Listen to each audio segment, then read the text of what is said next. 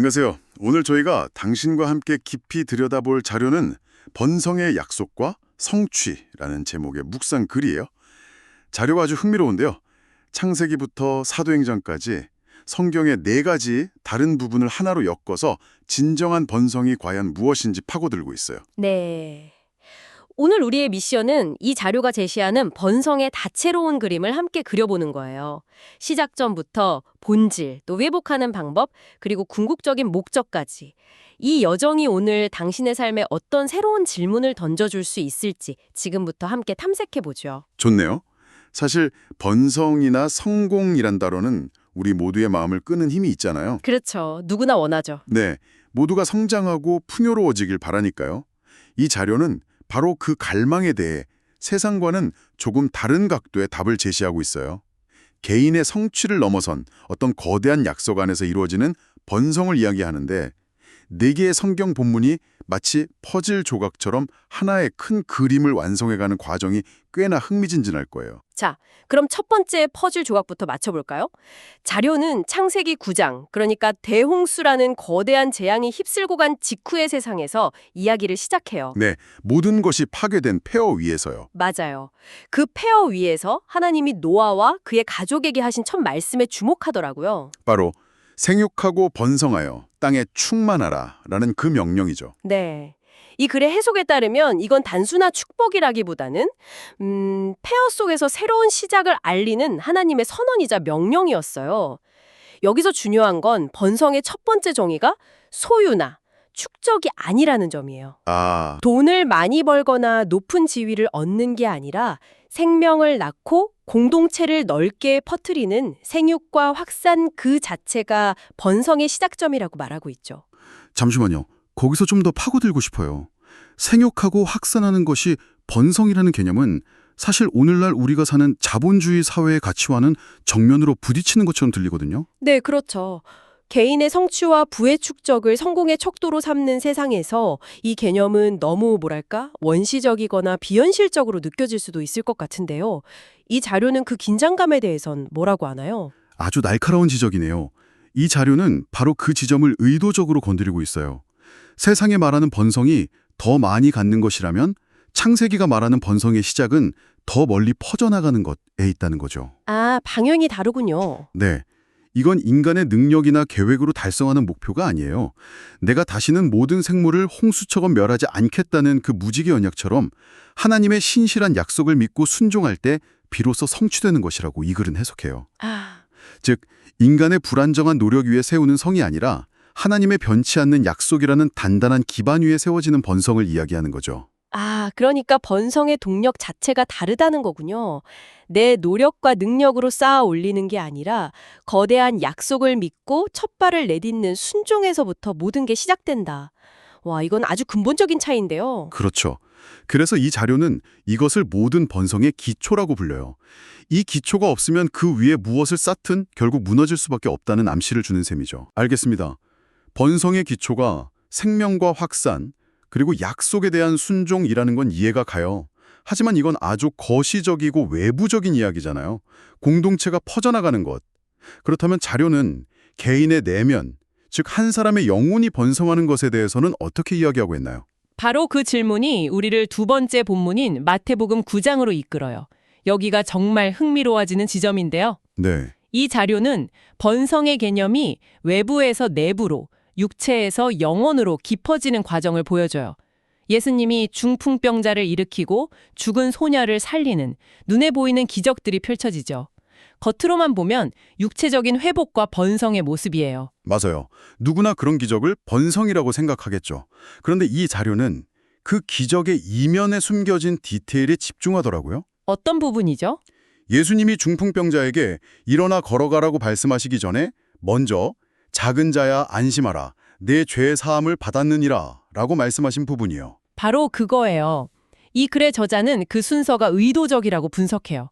주변 사람들은 모두 그가 다시 걷게 되는 것만 보고 싶어 했지만 예수님은 그의 마비된 다리보다 먼저 그의 영혼을 얽매고 있던 죄의 문제를 보셨다는 거죠.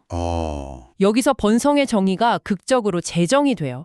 세상이 육체적 건강, 물질적 풍요를 번성이라고 여길 때 예수는 죄로부터의 해방과 흔들리지 않는 믿음을 통한 영혼의 회복이야말로 가장 근본적인 번성이라고 가르쳤다는 해석입니다. 그건 굉장히 중요한 관점의 전환이네요. 겉으로 드러난 문제 해결이 전부가 아니라 그 문제의 뿌리에 있는 영적인 문제가 해결되는 것이 진짜 번성이라는 말이군요. 맞습니다. 회당쟁이 뼈에 죽었을 때도 두려워하지 말고 믿기만 하라고 하신 것도 같은 맥락으로 이해할 수 있겠어요. 절망적인 상황에서도 붙들어야 할 것은 해결책이 아니라 믿음 그 자체라는 거니까요. 정확해요. 이 자료는 건강한 자에게는 의사가 쓸데없고 병든 자에게라야 쓸데있느니라는 구절을 인용하면서 우리 모두가 영적으로 병든 존재이며 우리에게 가장 절실한 번성은 바로 이 영혼의 치유라고 강조해요. 이것이 없으면 아무리 많은 것을 가져도 결국 공허할 수밖에 없다는 시각이죠. 즉 창세기에서 제시된 약속에 대한 순종이라는 기초 위에 마태복음은 믿음을 통한 영혼의 생명력이라는 기둥을 세우는 셈이에요. 알겠습니다. 내면의 번성, 영적인 건강이 우선이라는 건 이해가 가요. 하지만 솔직히 현실에서는 우리가 실패하고 넘어질 때가 훨씬 많잖아요. 죄를 짓고 공동체는 위기를 맞고요. 그렇게 실패한 번성은 어떻게 다루고 있는지 궁금해지네요. 모든 게 끝난 것처럼 보일 때 다시 번성할 수 있는 길이 있긴 한 걸까요? 아주 중요한 질문이에요. 바로 그 지점을 세 번째 본문인 에스라 9장이 정면으로 다루고 있죠. 이 자료는 이 부분을 번성케 되는 법이라는 아주 직접적인 소제목으로 소개해요. 아, 방법론이군요. 네, 시대적 배경은 절망 그 자체예요. 수십 년간의 바벨론 포로 생활을 마치고 겨우 고국으로 돌아왔는데 남은 백성들이 이방 민족과 통혼하며 정체성을 완전히 잃어버린 상황이었죠. 상상만 해도 끔찍하네요. 모든 희망이 사라진 순간이었을 것 같아요. 그때 지도자였던 에스라의 반응이 굉장히 인상적이었어요.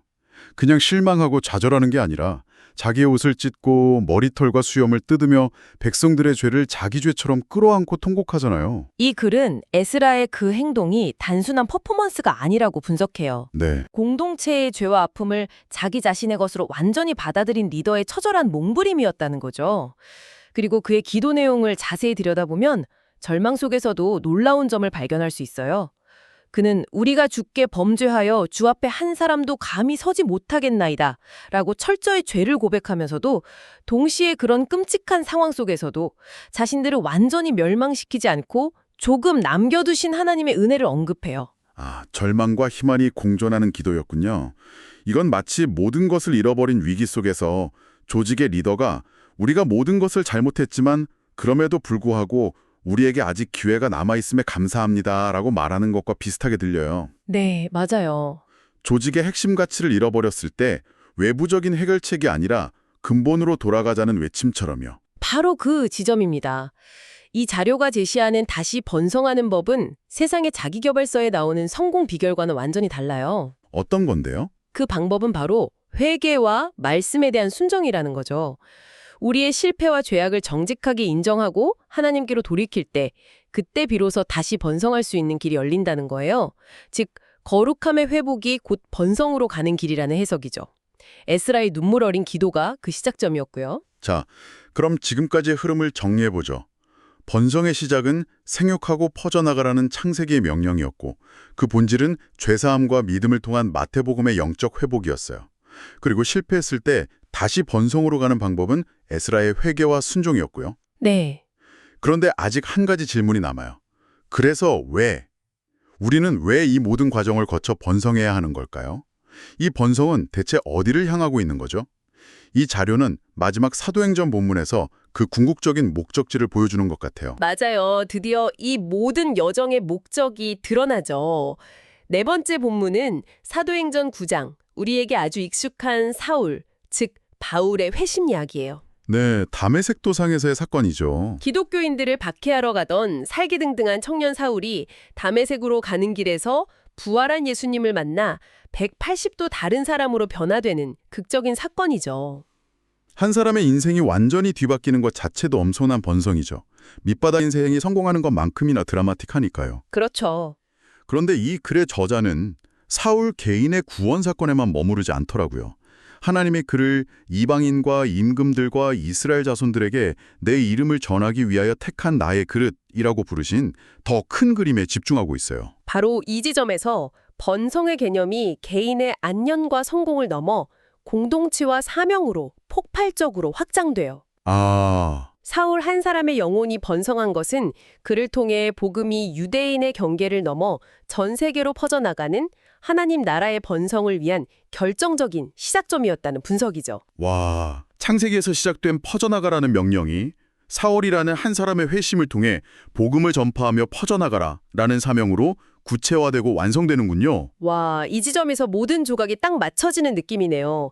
개인의 영적 번성이 결국 공동체적, 나아가 전 지구적 번성의 씨앗이 된다는 뜻으로 읽혀요. 네, 바로 그거죠. 내가 잘되고 행복해지는 것에서 끝나는 게 아니라 그 번성이 다른 사람들과 세상을 향한 영향력으로 흘러가야 한다는 거군요. 그렇습니다. 그래서 이 자료는 마지막에 우리 또한 하나님 나라 번성을 위해 세운 사람들이라고 말하며 이 모든 논의를 우리 자신에게로 가져와요.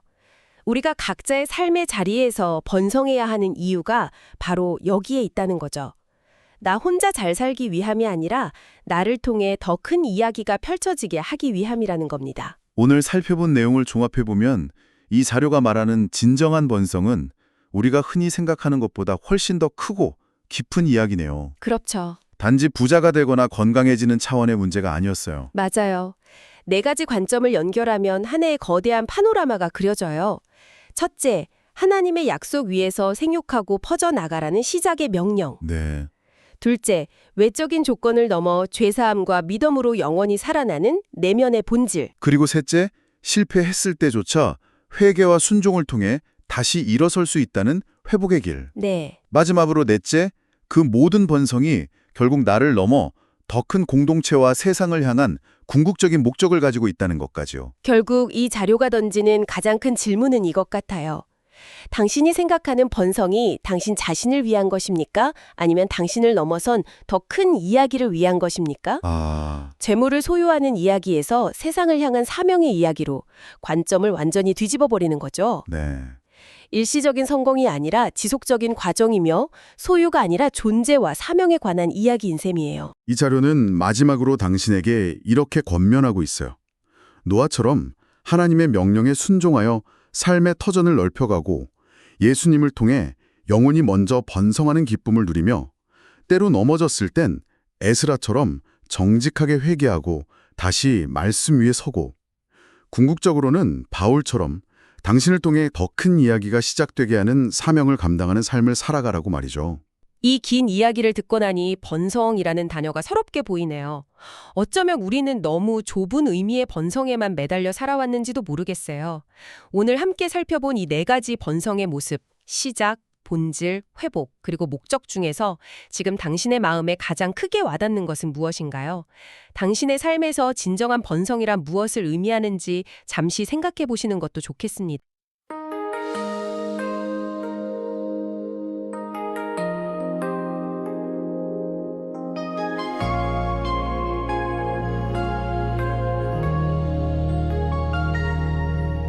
심판이 물러간 자리 메마른 땅 위에 다시금 울려 퍼지는 생육과 번성의 명령 노아와 맺으신 언약의 증거 무지개를 보내 생육하고 번성하여 땅에 충만하라 비구름 넘어 신실하신 하나님의 약속은 노아의 후손들 따라온 땅에 흩어져 성취되었네 우리의 번성은 오직 주의 약속 안에 있음을 고백하네 번성의 약속을 주시고 성취하시는 주님 나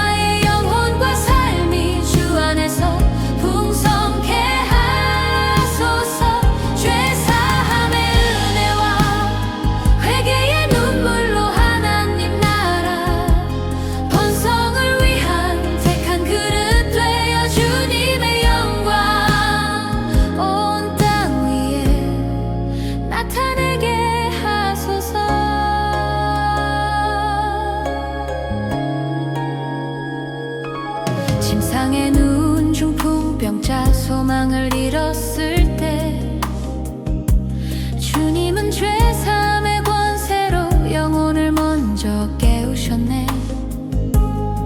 두려워 말고 믿으라 하시는 생명의 음성, 죽은 딸을 살리시고 세리마태를 부르시니 진정한 번성은 육신의 강건함을 넘어 예수 그리스도를 향한 믿음으로 피어나는 꽃이라네. 영혼이 잘됨같이 범사가 번성하길 기도하네.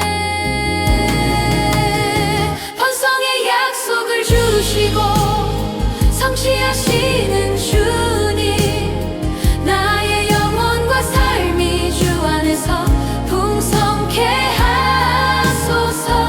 죄사함의 은혜와 회개의 눈물로 하나님 나라 번성을 위한 택한 그릇 되어 주님의 영광 온 땅 위에 나타내게 하소서. 이방의 죄악 섞여들어 거룩함이 흐려질 때 옷을 찢고 엎드려 회개하며 울던 에스라, 번성케 되는 법은 세상의 비결에 있지 않고 거룩을 회복하며 주의 말씀에 순종함이라.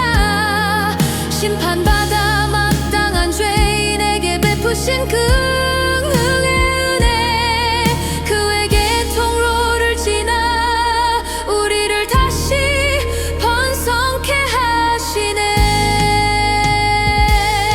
박해의 길 걷던 사울, 다메섹 도상 위에서 강한 빛으로 임하신 부활의 주를 만났네. 박해자에서 전도자로 깨어진 그릇이 택한 그릇 되어 이방과 임